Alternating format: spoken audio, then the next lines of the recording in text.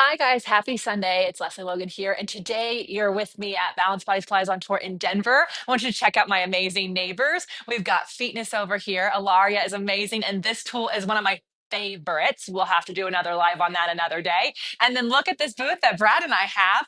We're going to talk about where you should be looking in a second, but I got to show you everything. So we have our flashcards, we have our retreat. If you haven't actually seen how these work, they're pretty amazing. You can scan this little thing.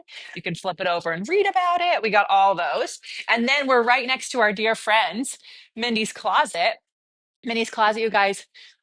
This is the Mindy who actually reviews the cards, who's a contemporary trained teacher on contemporary equipment. So they work for everybody. But look at her amazing clothes. She does our OPC uniforms as well.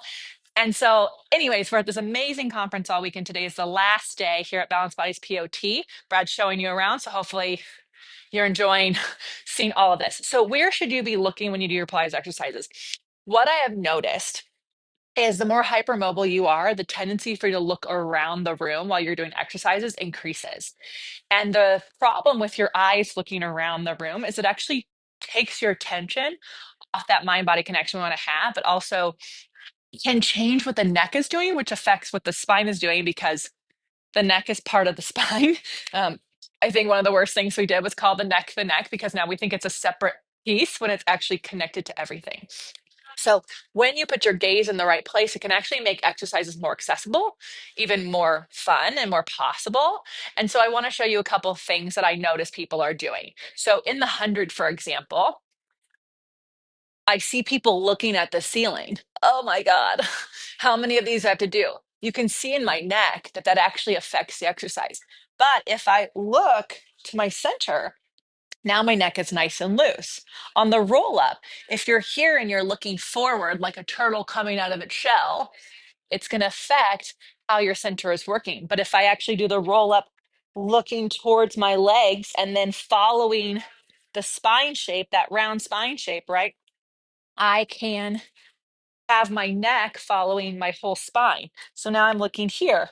And then when I go back, my eyes are following what my neck is doing, rolling like a ball. I see people look up to go back. They're like, let me look up. Like that's going to make you fall back. But if you actually look to your center, you can you can actually keep the round shape. I'm wearing skirts, guys. Don't worry. Brad's worried. I'm not in a skirt. I can see his face behind the camera. So you see how your eye gaze actually matters. So if you're looking in a place that's outside the direction of what the spine shape is, it actually makes exercises more impossible, straining, disconnected. So we could go through each exercise, but what I would suggest you do is take a moment, actually film yourself doing those exercises you struggle with. Just film yourself and then look where your eyes are. Are your eyes following what your spine's doing? So if it's extension, if it's a swan, and you're looking down, now my neck is going towards flexion versus following my thoracic spine into extension. Right? Single leg kick, you're looking down, your neck is no longer following your thoracic spine. And so we need to start to train ourselves like, where is my gaze?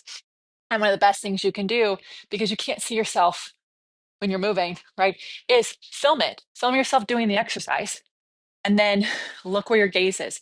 Does that allow your neck to follow the shape of the rest of your spine is doing?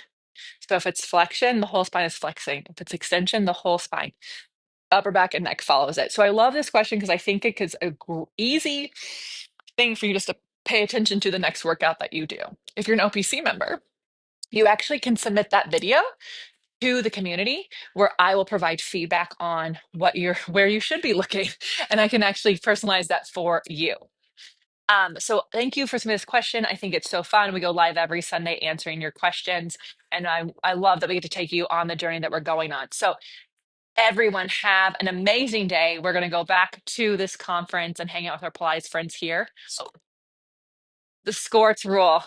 Yes, they do. Thank you so much. I had an idea with Shields. Thanks, Shields. Thank you all for being here live. I love that you come every single Sunday. We'll see you next Sunday, 9 a.m. Pacific time, answering your questions. And stay tuned. We have a really amazing spring training coming up in April. If you want to get on the early bird special for that, go to opc.me/events. It's going to come up really soon. opc.me/events to get in on our big spring training week. It's a week of Pilates classes. And we have a really fun topic for the whole week all set aside for you. Have an amazing Sunday.